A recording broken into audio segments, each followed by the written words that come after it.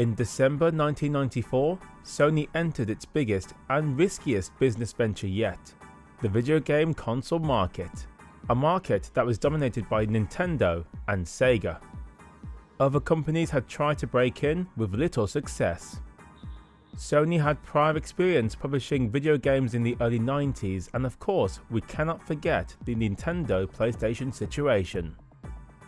No one gave Sony a chance for success in this field, but 30 years later, Sega has bit the dust with manufacturing consoles, and Nintendo, along with Microsoft's Xbox consoles, has risen to the challenge. The PlayStation would go on to cement Sony as one of the top dogs in the industry. To celebrate 30 years of the PlayStation, I wanted to take a look at the games released during the year 1995, the year everyone got a chance to own the console. Looking at the 1994 launch games would make much more sense, but since this has been done to death, 1995 seemed more enticing. Not to mention, seeing what developers were up to outside of the launch window means plenty more games to try out. I did not play every single PlayStation game from 1995, by the way. Perhaps maybe I could look at the rest I missed in the future. For now, let's cover the selected games I tried out in alphabetical order. We have a lot to cover and I'll talk about each game in a brief manner. I suggest you grab a snack and drink for this one.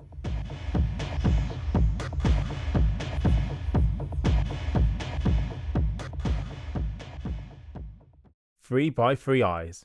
Being Japanese only and not knowing the source material, I wasn't able to go far in this title. From my brief play, the music was nice and the characters had some personality for sure. If you know the source material or if you can speak or read Japanese, try it. そうだ、そんなことより君たち、入校終わったら台湾に飛んでくれない？台湾ですか？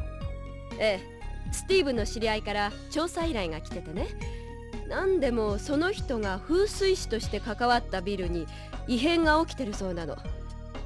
一昨日スティーブが調査に向かったんだけど、人手が足りないから誰か来てほしいって連絡があったのよね。Agile Warrior.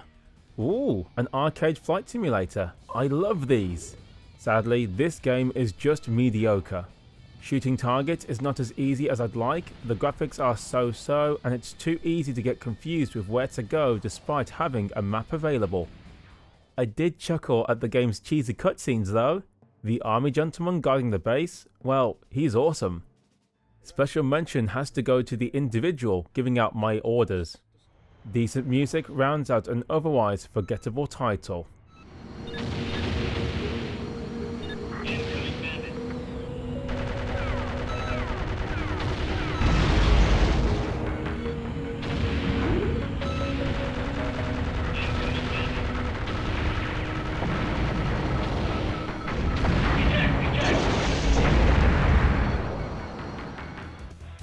Air Combat.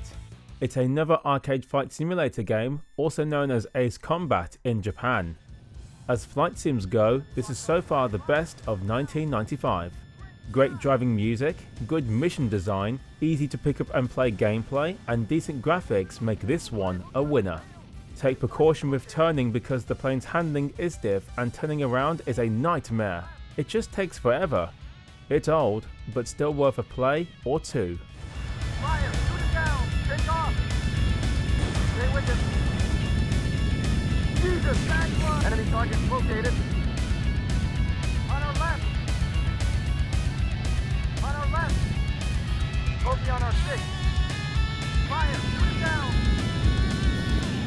Stay with him! Enemy locked on target! Fire! Bingo! Woohoo! Enemy locked on us!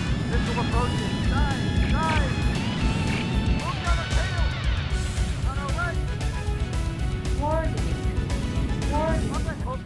Aquanaut's Holiday. This is, well, a game? All I did was abandon the base and take in the underwater views, losing myself as time went on. I even saw many species of fish on my travels. I even said hello to one. Well, when I say hello... Games of this type will always be polarizing to those who try it because only certain people can truly appreciate the craft in question. If you want to relax, perhaps this is what you need to play. I hope you're ready for an experience of a lifetime.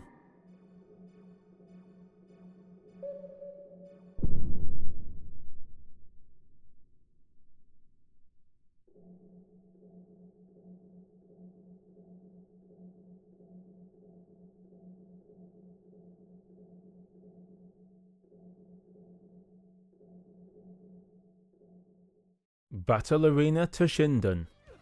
Once heralded as incredible, this past-it 3D fighting game has shown its age and it is not good. The combat is janky as is the animation and the game is just slow. The soundtrack is pretty good and I did have a soft spot for the characters. I mean, there's some likability here. While the game did help to show what 3D fighting games can do, this title did little to redeem itself when future fighting games appeared. What a shame.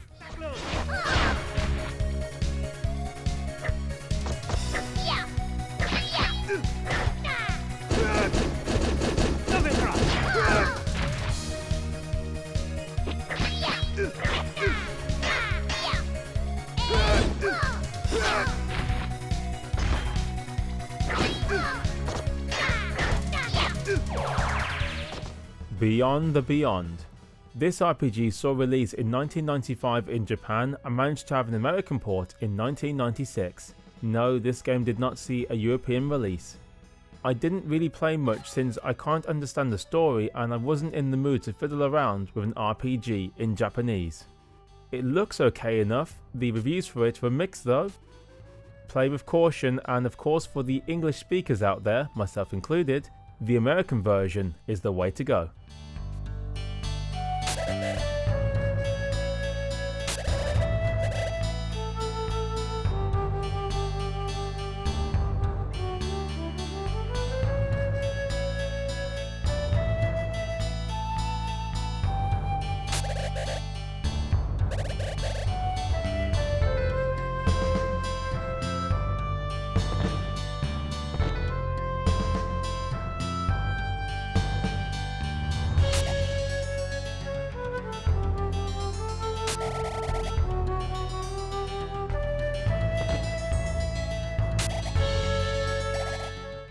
Boxer's Road.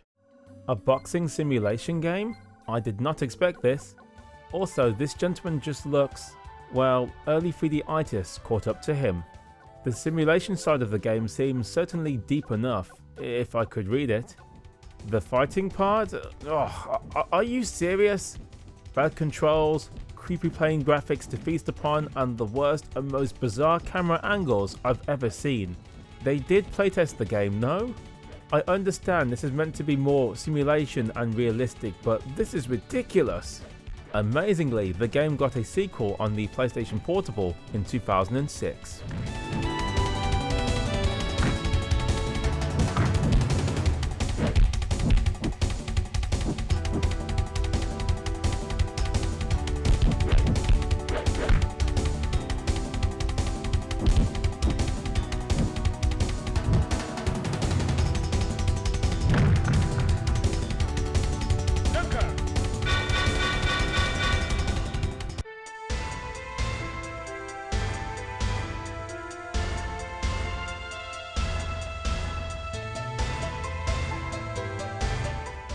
Carnage Heart.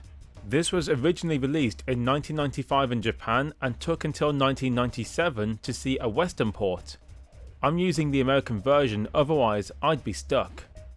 This strategy game sees you making a robot army to capture points of interest and battle other armies to gain control of the land around you. Unlike most games of its type, once you battle, you have no control over the outcome, making each encounter a risk versus reward affair. The game is hard to grasp and understand, making it one you'll need to spend a lot of time with to fully appreciate. If this sounds up your alley, well, give it a play.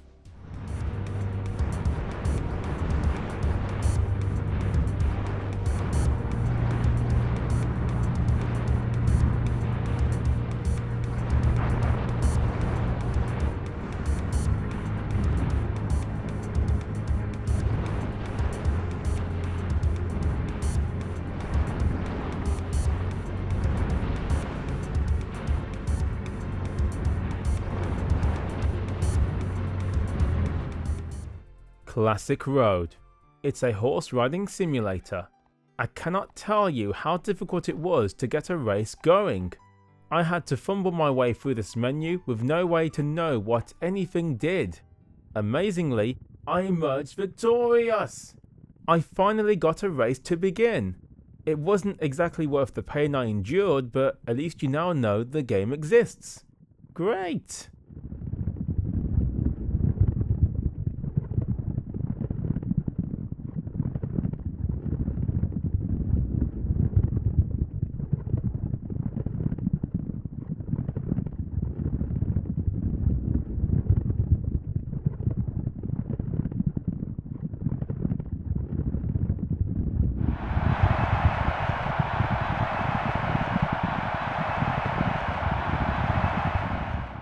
Cosmic Race.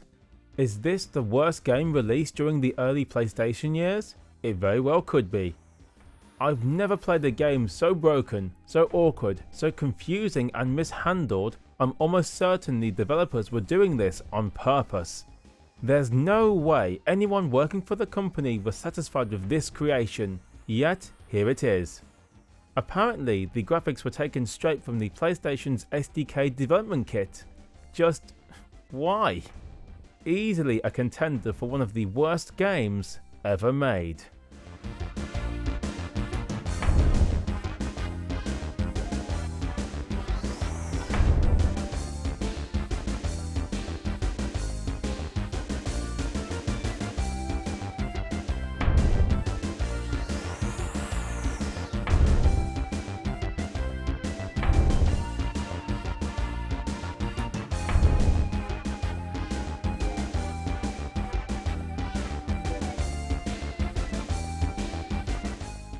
Criticom.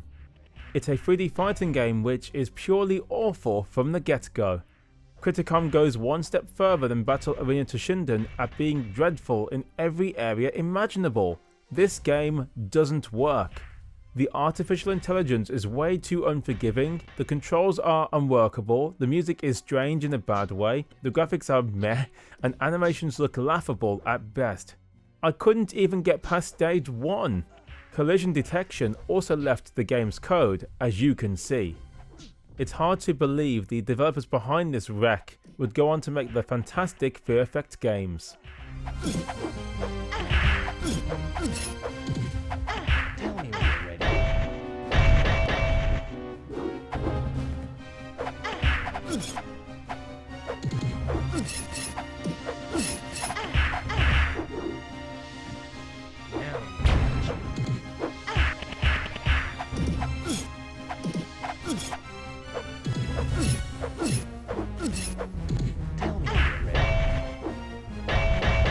Oh yeah.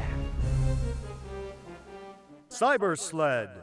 This arcade port does well in the conversion to the PlayStation. It plays pretty well and looks the part. Sounds compelling too. However, this game will punish you if you even dare to blink at the wrong time. I couldn't stop myself playing, and as I got used to the game, my skills slowly improved. I just wished I didn't have to start over from the beginning after every loss. This was a fun game to play, and I still recommend it even after all these years.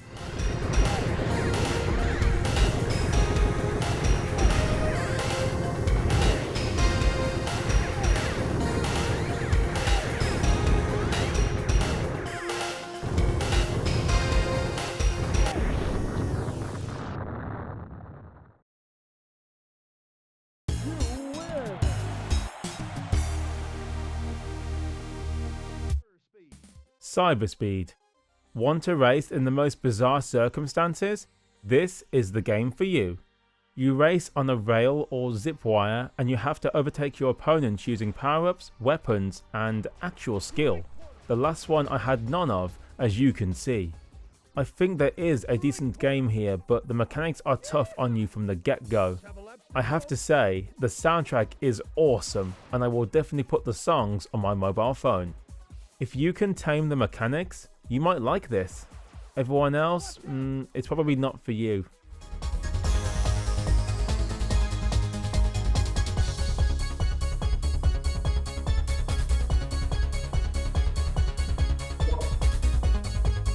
laps to go.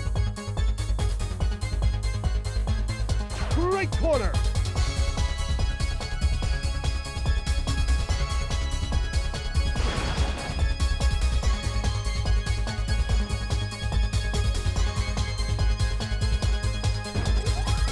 Three laps to go. Cyberwar. This interactive movie game is a sequel to The Lawnmower Man. Yes, both the game and the movie. Who would have thought? First impressions were not positive. The FMV cutscenes are moving at what, 7 frames per second?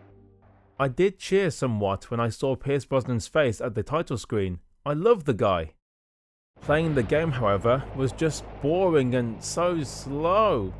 I've never seen a death scene be dragged out so long. I wasn't thrilled and promptly turned the game off after one brief attempt.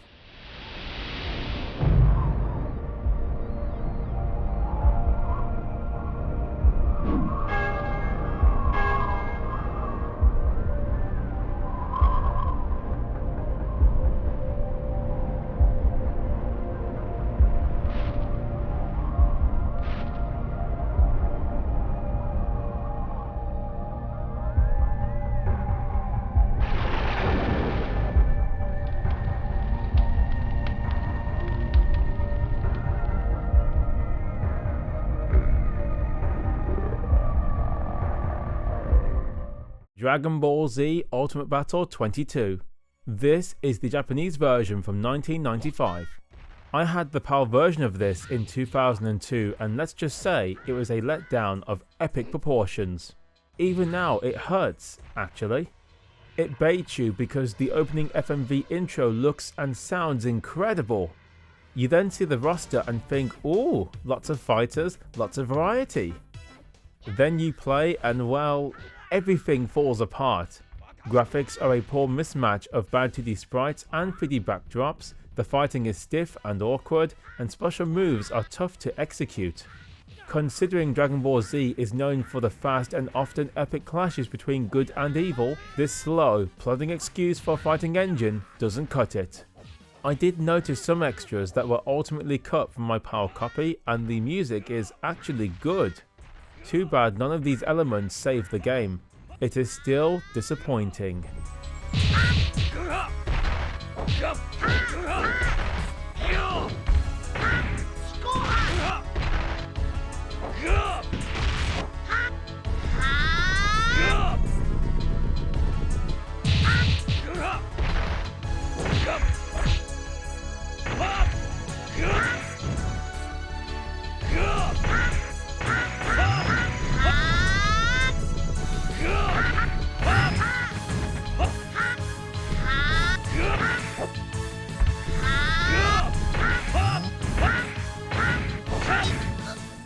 Destruction Derby.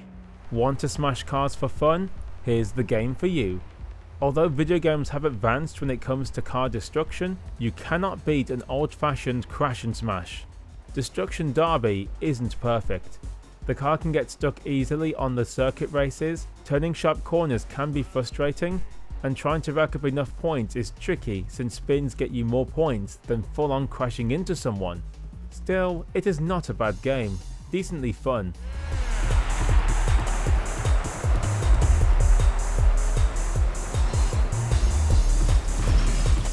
Watch those barriers, they'll only slow you down.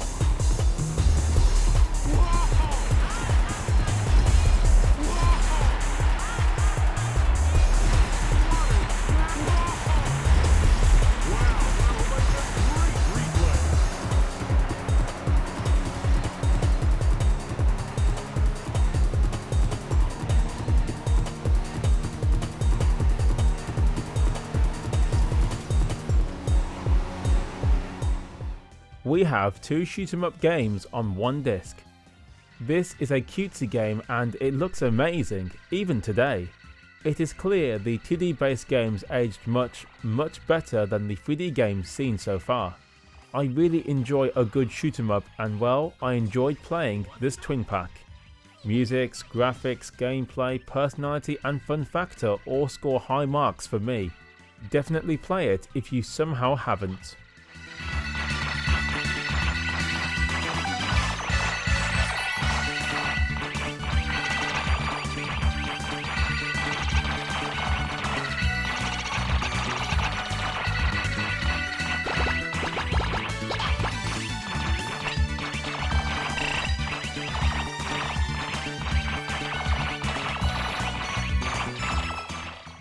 Doom. The daddy of first-person shooters makes a splash on the PlayStation. Although a port of the personal computer game, the PlayStation version makes drastic changes, mainly the soundtrack used and some of the graphical effects. You can also get Doom 2 and Ultimate Doom on the disc.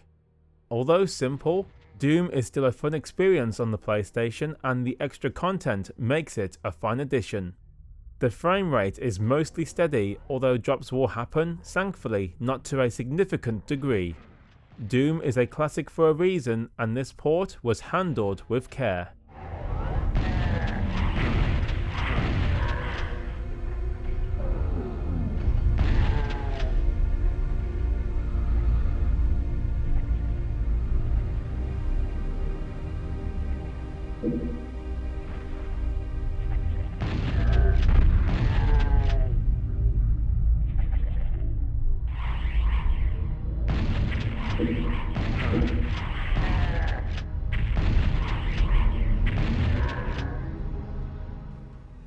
Exector. It was made by Arc System Works, known for making the fantastic Guilty Gear games. I was excited to try this game. It's a top-down shooting game and, well, I hated it. The game gives you no chance to survive. I never got past the first area, the enemies just ended my existence in no time. It doesn't help that the controls are stiff and my weapons are shockingly weak, leaving me unable to defend myself. Now I know what bitter disappointment feels like. It's not nice.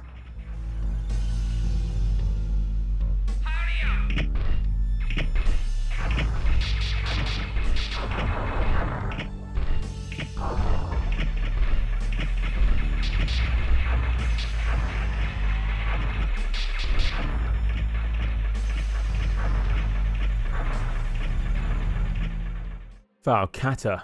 This is a strategy game, and sadly, being Japanese only, I simply could not go far or fully utilize the game's mechanics to win. I did like the combat scenes, they looked funny, although I was caught off guard when these guys didn't finish each other off. If you can read or speak Japanese, this seems to be a good time.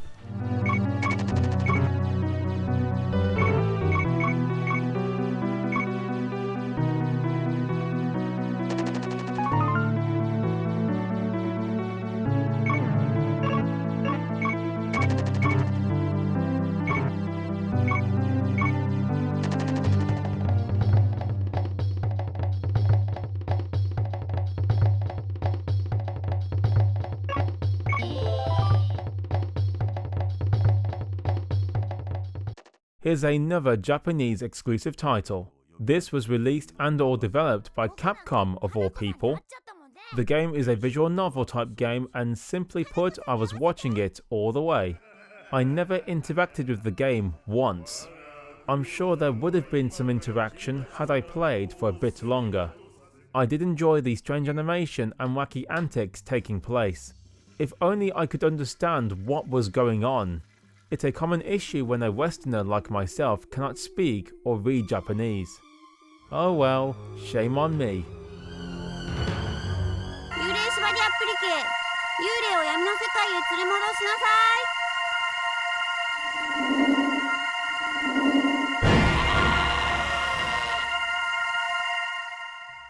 い。ひろしくん、000の0000は霊界の封印を解く番号だったのよ。おかげで悪霊団が大勢この世にやってきて大変なの。花子、急ぐんだわさ。学校で待ってるわ。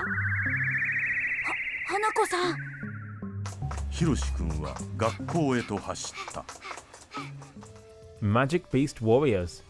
Oh, we have a good one here. This is a 2D fighting game and well, it's incredible. Featuring cheesy cutscenes, awesome music and a substandard fighting engine, the title is one of those that you cannot take seriously. You'll want to play to see more of the madness, wondering if it could get any weirder. No, as a game, the mechanics are not good, but as pure entertainment, it delivers in spades. Sometimes a bad game can be fun to play, in certain circumstances.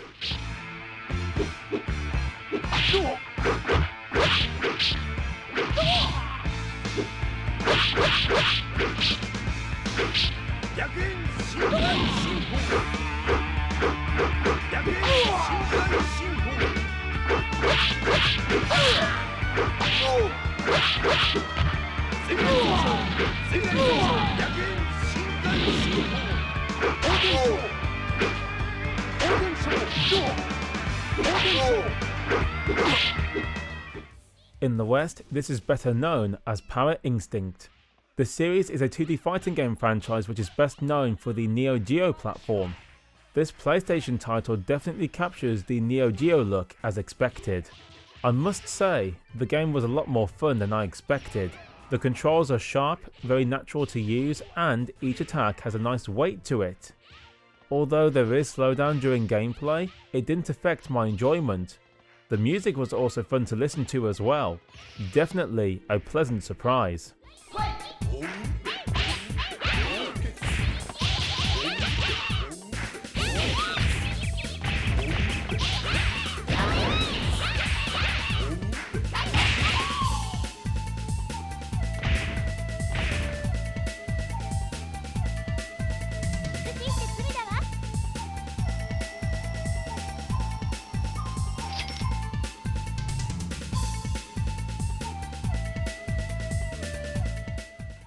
Gunner's Heaven.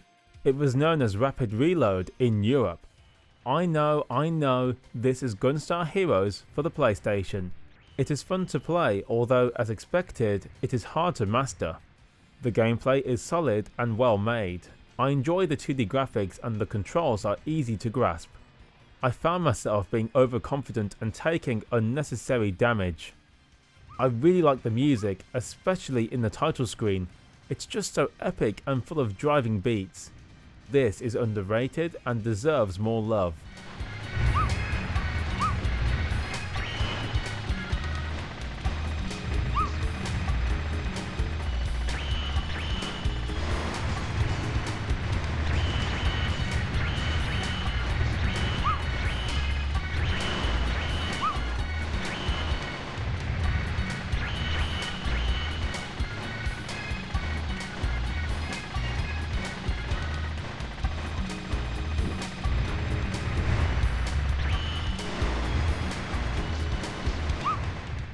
Hermie Hopperhead Scrap Panic. This 2D platformer has you controlling a young kid who falls through a trash can. The game is pretty decent to play and I do enjoy these eggs following me around. If you think this 3D platformer looks up your street, try it.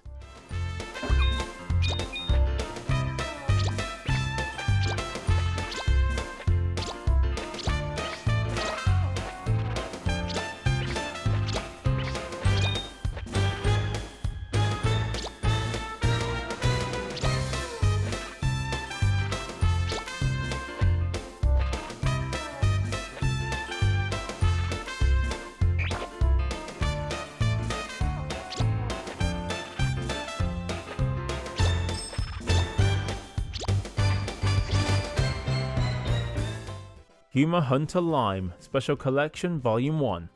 This adventure game has you watching a lot of anime cutscenes in between interacting with the environment in order to move on to the next screen. While I understood nothing, I actually found myself wanting to keep watching. The animation of the characters and their reactions had me captivated. I could tell something important was happening, but what was it? I guess I'll never know. If this gets a translation to English, both voice and or text, I'd play it again for sure. ようやく自分の店を開店したはいいんですが、店の中で変なことが起きて、変なことって？誰もいないはずのキッチンから声が聞こえて、肩を叩かれた。幽霊ですか？それでウェイトレスの女の子たちは怖がってみんなやめてしまったんです。それで仕方なく私が。だからってあの格好はないと思うが。うん。むしろお客が来なくなりそうよね。Hyper Formation Soccer. Time to play football, aka soccer, and in 3D. The soundtrack to this game is by far the best aspect about it. I adore it, and listening to it in the menu was a lot of fun. The actual game is janky, difficult to make successful passes to other players, and feels off when making moves. A good football game, in my opinion, needs flow and a feeling of control in order to get confidence on the pitch.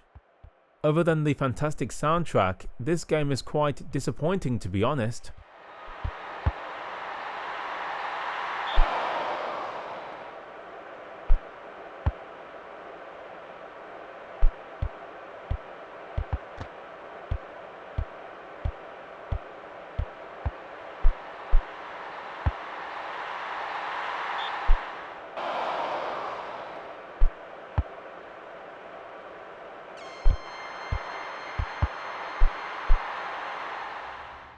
In the Hunt, a 2D side-scrolling shooter that was ported from the arcade.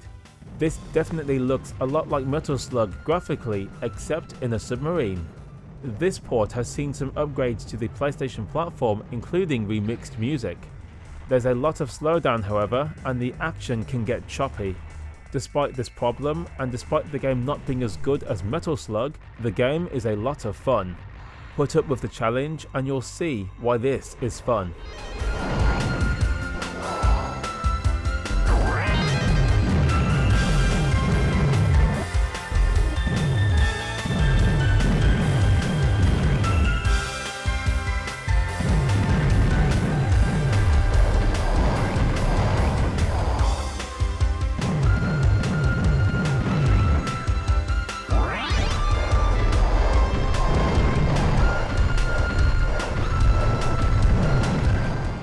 J-League Winning 11, the first of Konami's long-running football franchise, and you know what?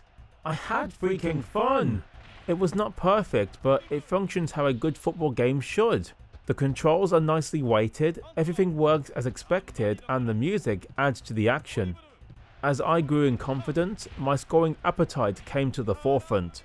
I won in the end by 6 goals in my first attempt at playing the game. This is football done right. I could have done without the creepy faces though. Gosh, watching the players line up is more creepy than your average horror movie.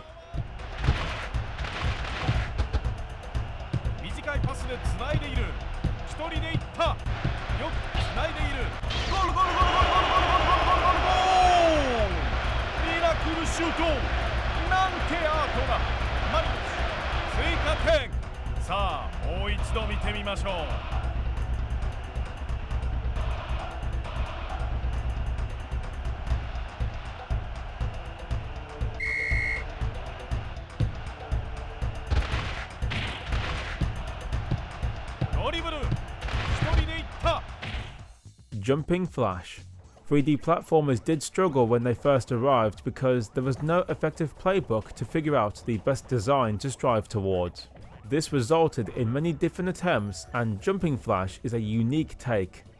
Playing as a robot rabbit, you can jump very high to reach platforms, and you can attack to defend yourself, along with jumping on enemies' heads sometimes. Everything has been well thought out, and this in turn allows you to enjoy the charm and gameplay without too much hassle. Nice soundtrack too. The same developer would go on to make a sequel to this and develop the often overlooked Ghost in the Shell.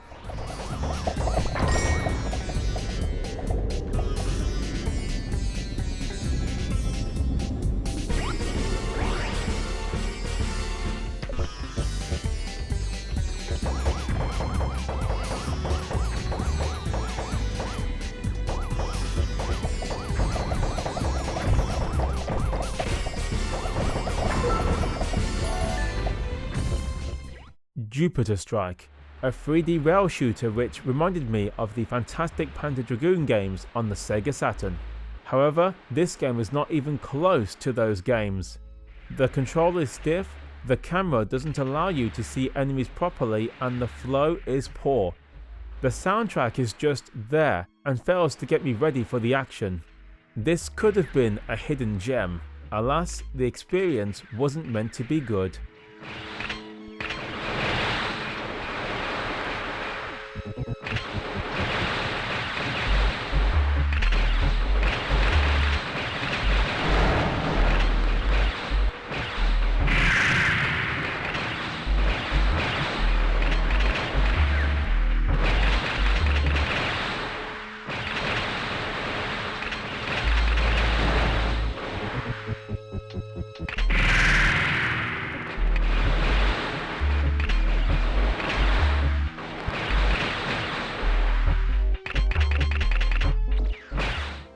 here's another horse simulator title. Sadly, despite trying for 15 minutes, I couldn't get a race to start. Why must these games be so complicated when in a language I cannot understand? Oh well, I'm not missing much here. If you can read or speak Japanese, maybe this is the greatest title of all time.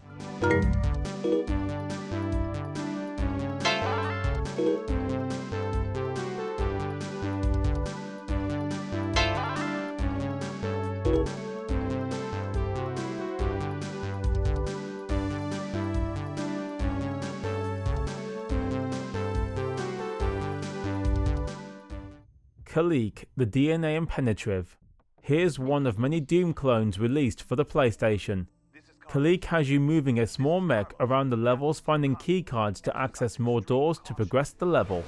It can get a bit boring roaming these corridors, and the sound effects are way too loud. Plus the gameplay lacks depth. I simply walk up to enemies and shoot.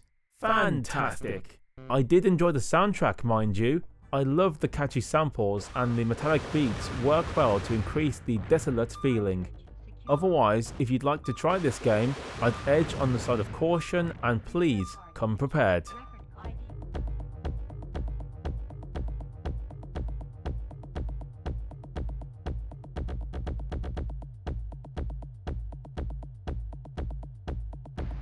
Message received. Captain, I found an unconscious researcher. I don't like the looks of this. Something is going on here and it's not good.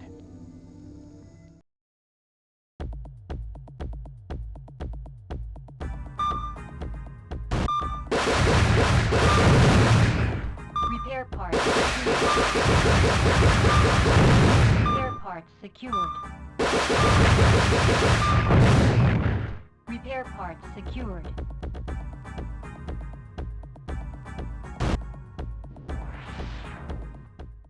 Epidemic, or Kalik 2 as known in Japan. Let's look at the sequel, which saw a Japanese release in 1995. It's pretty much more of the same. It looks a little better and the controls are somewhat improved, but if you felt the first game was slow and boring, I don't think this sequel will change your mind. It's not a bad game per se, it's just too simple and samey to stand out from other worthy first-person shooters on PlayStation. There was one more game in the series, although the Kalik name wasn't used anymore, and the game itself was a little bit different than you'd expect. TA-160A, stationary cannon, equipped with Zax weaponry.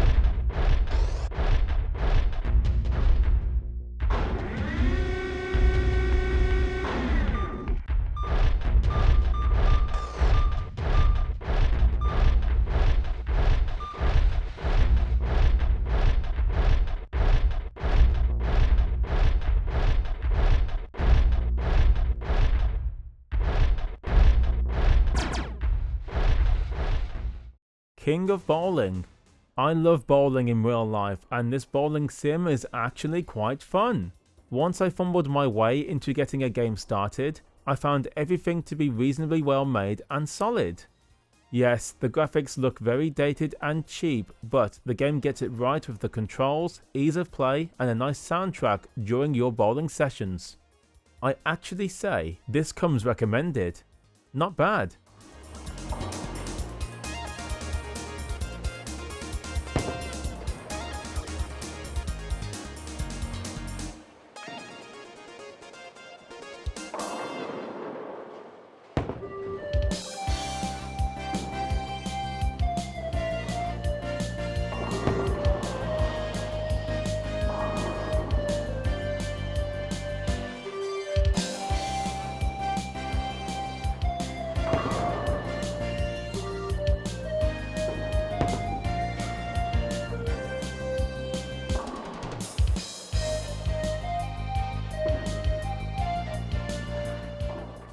A pinball game made by the company that gave you Thunder Force? Yes. Saying that out loud still seems weird. Using 2D visuals, the game looks nice and worthy of the Technosoft name. I do enjoy a spin of pinball every now and again, and although I did have some cheap fun, I didn't find the game all that engaging after a while. I had a lot of trouble trying to aim exactly where I wanted. That being said, if this looks up your street, give it a shot, I guess.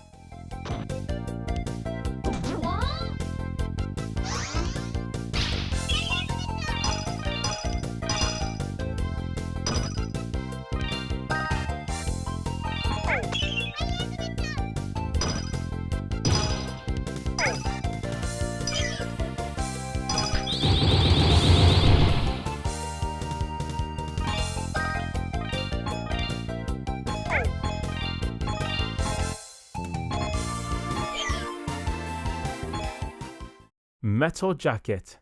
This first-person shooter mech game has you fighting other robots in a fight to the finish. Believe it or not, this game saw considerable hype during its heyday. Sadly, the game is awkward to control, looks very rough for the time, and worst of all, is far too difficult. The opponents easily kill me, while me trying to end them never seems to happen. I can see why this got a negative reception. It just doesn't work as well as you'd want it to.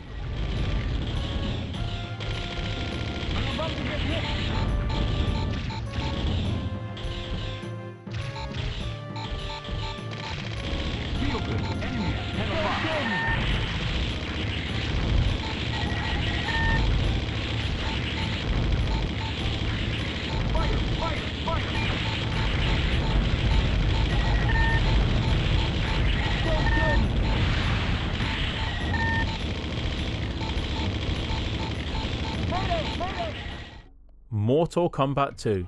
This classic arcade game made it to the PlayStation. I thought it would be near enough arcade perfect. Yet some voices are missing, which took me by surprise. Some animation is also missing, although that's the least of its problems. The biggest is the difficulty. Wow, I knew older Mortal Kombat games were brutal, but this is ridiculous. Even on the easiest mode I died, and died again. I might have to return one day. I really want to get past stage 1 at least.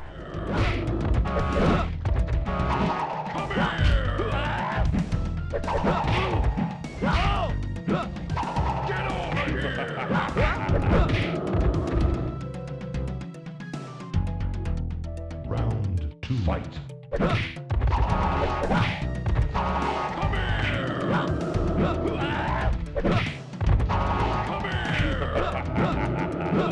Finish him.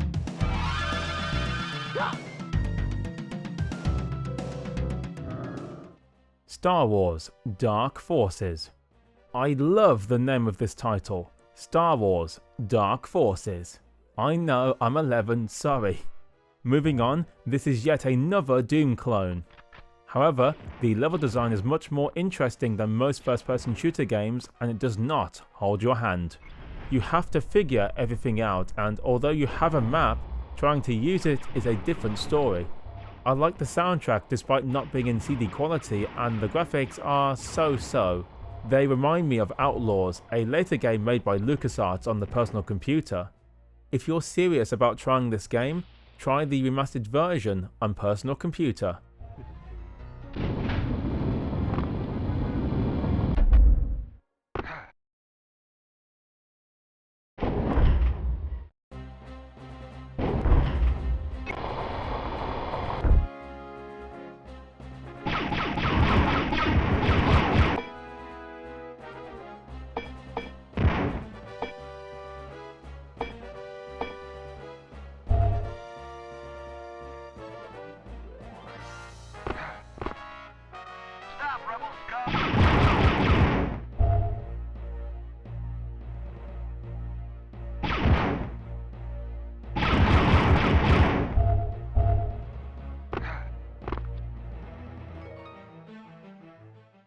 Tekken.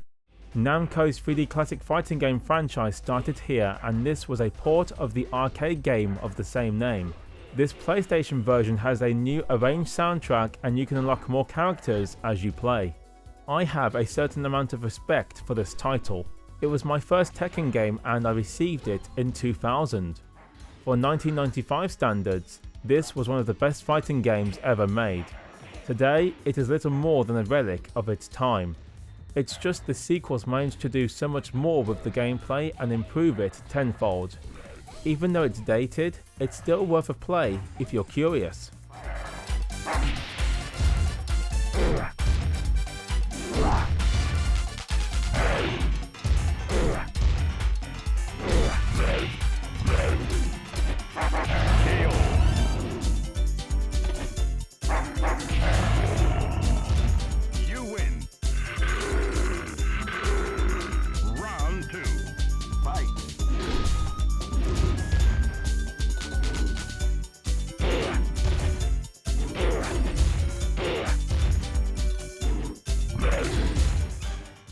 Total Eclipse Turbo. Ah yes, I actually owned this on the 3DO. I did enjoy playing the game there, and the soundtrack was to die for. I expected this PlayStation port to be better, but it just isn't. It's a step back in every way.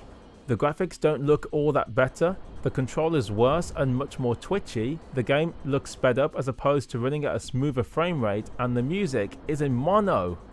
Put simply, if you want to experience this title, the 3DO original is the best way to do it. This port does the game no favours.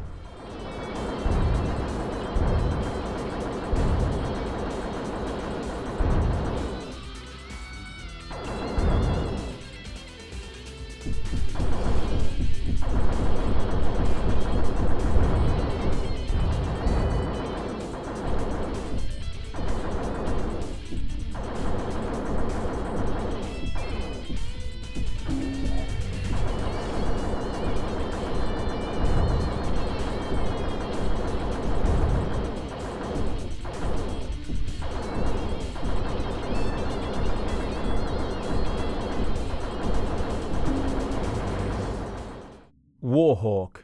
This flight sim is pretty interesting. You can roam around freely within the battle area, beating bosses and defeating enemies who stand in your way. I remember seeing this clip of the game a long time ago. It sold me on how awesome the experience could be. I found the controls a bit tough to truly get the hang of, although this was released before the DualShock or dual analog controllers existed. Once I got used to the game, I actually looked forward to blowing up my foes. It helped with a great soundtrack and punchy sound design. It might be worth a look if you're curious.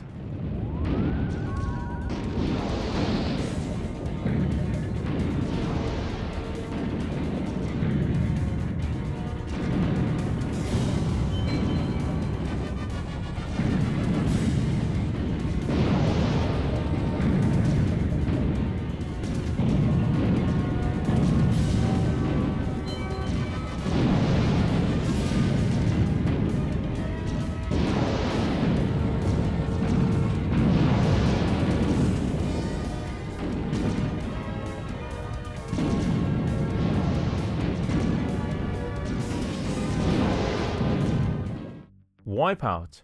The classic Frustruck racing series started here. What a start too. For 1995 standards, the game looks good, plays decently, and has good track variety. Admittedly, the game's learning curve is steep, and you'll have to master the air brakes while using the weapons and power-ups to help you win. Luckily, the soundtrack is still utterly brilliant even after all these years. Most of the music was composed by Cold Storage. He did an excellent job making the experience even more worthwhile. Although not the best Wipeout game anymore, I say play it once if you haven't already.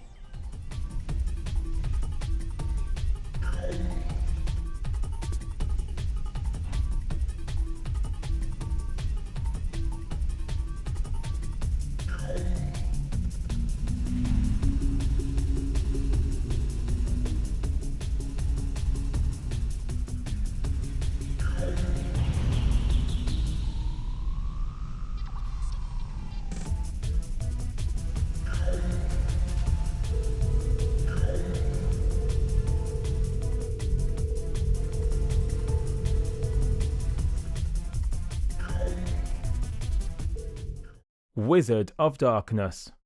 Here's the last game for today's video.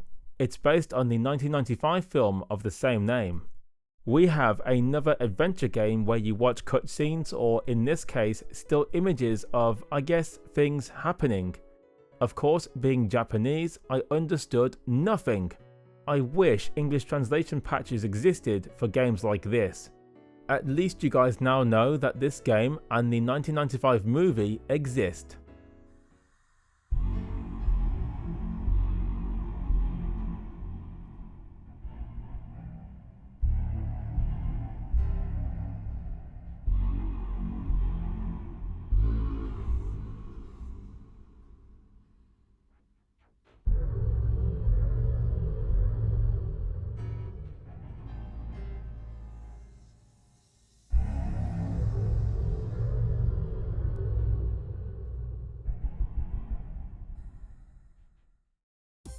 Wow, that was a lot of games. Over 40 if I counted right, all of them from 1995. I have to say, trying out the titles was a lot of fun. Yes, many of them have aged badly or just awful, but there's a certain charm about them all that would have anyone excited to play the console in its early years. The variety on offer was incredible, and I wish this was still the case in 2024 and beyond. If you were lucky enough to own a PlayStation in 1995, consider yourself extremely lucky and fortunate. You folks let me know, what are your thoughts on the games featured? Should I look into the games I missed for the year 1995? Tell me in the comments, and happy 30th anniversary to the Sony PlayStation.